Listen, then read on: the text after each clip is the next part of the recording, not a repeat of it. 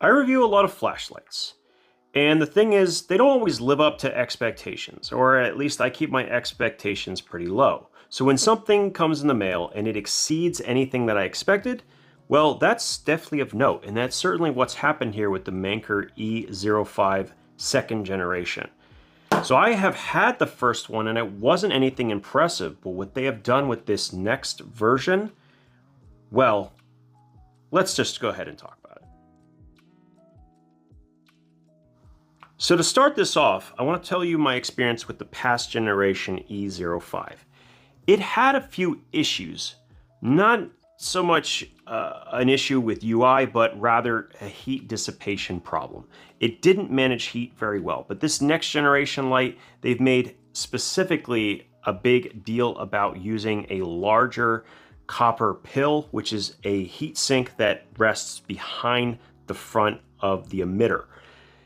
And that definitely shows. In the titanium version, as I was using it, I was surprised at how cool it remained for as long as it did, especially considering the output of both of these flashlights.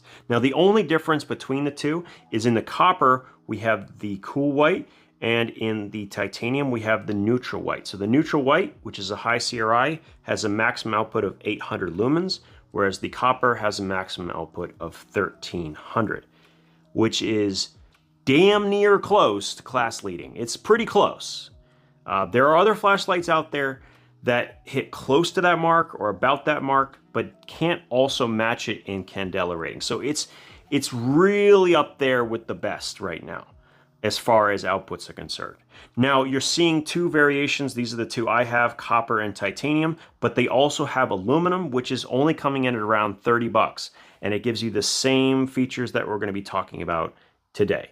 Now, you'll notice that there is a Type-C charging cable, and that is because both of these are coming with an included 14500 that has a Type-C port built into it, which is a very nice thing that allows it to maintain waterproofing while also giving you versatility. And both of these lights will use either that included battery, which runs at 3.7 volts. It'll work with a 1.2 volt rechargeable battery, or it'll work with a 1.5 volt lithium or alkaline battery as well, all of which is very good. That's all great. It works with everything. That's a huge plus. All right, continuing with the outside, the fit and finish here, definitely a step above what I expected. And there's actually milling in the button that allows you to install tritium if you want. And unlike some brands, when they do this, it can cause major stick with the button. You can kind of feel grittiness on the outside. I do not feel this at all. It's especially true with the titanium. And this is very, very smooth. Much better than the ones I've experienced from companies like Lumen, where I've had constant issues. This does not feel like that. In fact, it feels like a very premium flashlight. That is also really good. Now, we also have matching colored clips. They are one direction, which is a little bit of a shame. I really feel like this could benefit from having a multi-directional clip. That would be my request. If they do make, I will absolutely buy it separately, no problem, because I really do like the light. Now, let's get to the nitty-gritty. Output, runtime, everything else. This is where the Manker really is surprising me. This is able to maintain 1300 lumens for 2 minutes solid without dropping, and then at that point will lower itself to 300 lumens, which is the medium, and run for an additional hour. And speaking of medium, the medium mode in this is 300. It will run for an hour and a half before it drops, and then runs at 8 lumens for an additional 3 hours. And the low is 8 lumens. Wow. These are actually really good statistics. Now, I've been sitting here just kind of leaving this on the table, and it really blows my mind how this is managing the heat. Now, obviously, we're talking about copper flashlight, meaning it's going to conduct heat very, very well. But even then, the flashlight's not heating up too bad. Considering the output and the size, they did a pretty good job here. The last generation, I had major problems, and within a few seconds, I could barely touch the end of the flashlight. Does not seem to be the case here. I'm very excited to try the aluminum because I think it could be the perfect balance of everything we have, and will be good in either the neutral white or the cool white. Now the neutral white here, let me turn it down so you can see the difference. There we go. The neutral white is definitely my preference. You can see cool white versus neutral white. And this is going to be in a high CRI as well.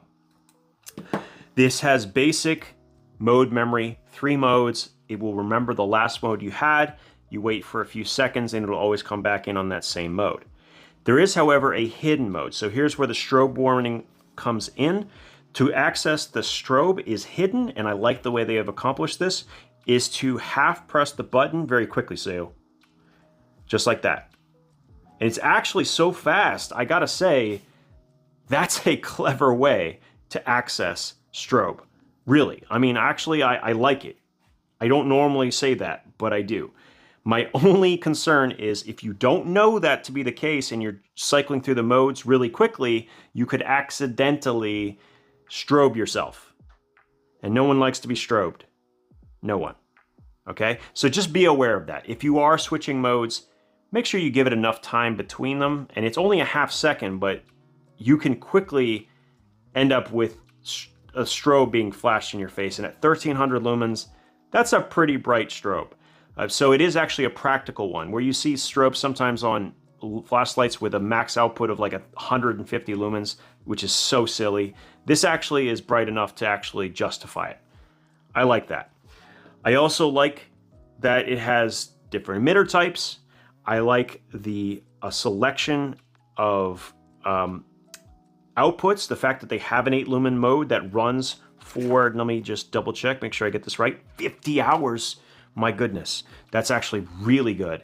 I didn't expect that. So 50 hours on the low, an hour and a half you'll get on 300 lumens, which for me, the medium is like the quintessential perfect output. 300 lumens is like a high mode in a lot of other flashlights, including things like the Baton 4, I want to say. I can't remember the naming conventions from Olight, but that's a high mode that is a really useful output. 300 lumens is like perfect for outdoor use.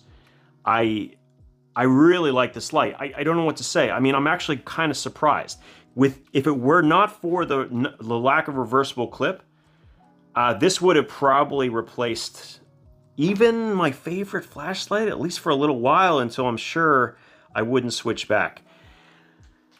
I'm very pleased with this. The fact that you can access it for $30 is very good. Unfortunately, this is not yet available on Amazon. If there is a link, I will leave it, but right now you can find it on their website. It's kind of a new flashlight, and so there will be multiple places to get it, but maybe not widely available yet.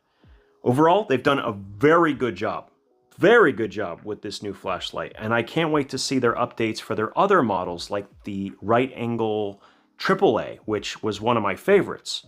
I'm hoping they update that one as well, because if they do this treatment to that flashlight, we're gonna have something else to talk about. That's pretty much it for today. As always, I thank you guys for your time, and we'll talk again soon.